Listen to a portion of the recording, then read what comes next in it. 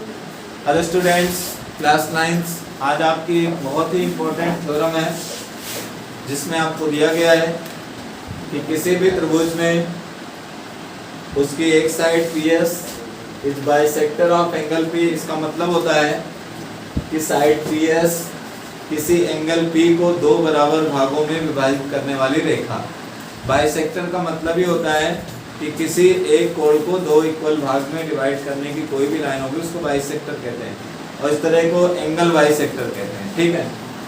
और दूसरी बात, एक और लाइन इसने ड्रॉ की, दूसरी लाइन थी PT। इस लाइन को हम लोग एल्टीट्यूड भी कहते हैं, शीर्ष लंब भी कहते हैं हिंदी में। इस लाइन का वर्क क्या है? ये लाइन इस ट्रायंगल PQR ट्रायंगल के बेस लाइन QR पर 90 डिग्री का एंगल प्लॉट करती है। इस तरह से हमारे इस त्रिभुज के अंदर 3 टाइप ऑफ ट्रायंगल्स प्लॉट हो जाते हैं। अब जब इसमें 3 टाइप ऑफ ट्रायंगल्स प्लॉट होते हैं तो इसमें 3 एंगल्स भी आएंगे और उन तीनों एंगल्स को हम लोग एंगल 1, एंगल 2 और एंगल 3 से डिवाइड कर लेंगे। इसके बाद आइए देखते हैं हम लोगों का प्रूवमेंट क्या है। हमारा प्रूवमेंट है कि एंगल TPS, तो देखते हैं TPS एंगल कहाँ है। ये TPS एंगल मिडिल एंगल है, बीच का एंगल है, जिसको हम लोगों ने एंगल 2 से कंसीडर किया है। इसके बाद इसने बोला है कि जो कि इक्वल हो जाता है किसके, हाफ ऑफ द एंगल 1/2 भाग किसके डिफरेंस के, angle Q minus angle R के। तो इससे हमें पता चलता है कि इस त्रिभुज में हम लोग कहीं ना कहीं एक बार इस ट्रायंगल को रीड करेंगे, इतने हिस्से को रीड करेंगे और दोबारे वाले हिस्से में इतने हिस्से को रीड करते हैं। रीड करने में एप्लीकेशन क्या लगेगी? बहुत सिंपल है। सबसे पहले आपने उस लाइन को शो किया कि एक लाइन PS है जो किसी एक एंगल को 2 इक्वल पार्ट में डिवाइड करती है।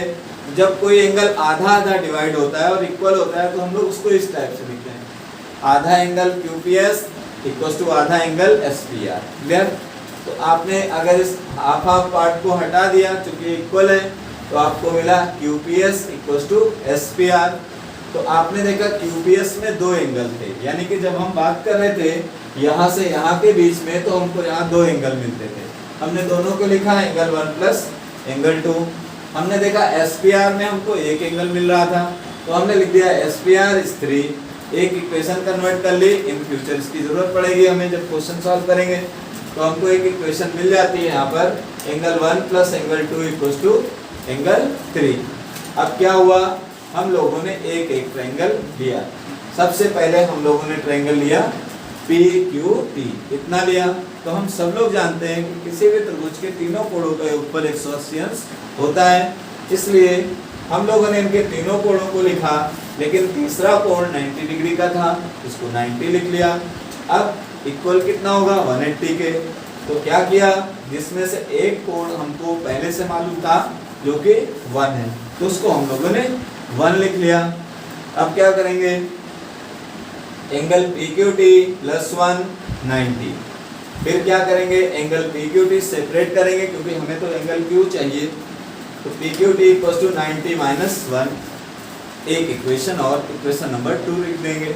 अब हम बात करेंगे इतने को पढ़ने के बाद, ये छोड़ देंगे, इतने त्रिभुज की और बात करेंगे। इस त्रिभुज में भी त्रिभुज के तीनों कोणों का योगफल लगाएंगे। इसमें भी क्या हुआ, PRT एक 90 मिलेगा इसमें भी क्योंकि वही लाइन यहाँ पर भी है, और TPR 180, 90 को ले गए 180 के पास तो माइनस हो गया, यहाँ आ गया 90। फिर आपने क्या किया, TPR को भी उधर भेजा।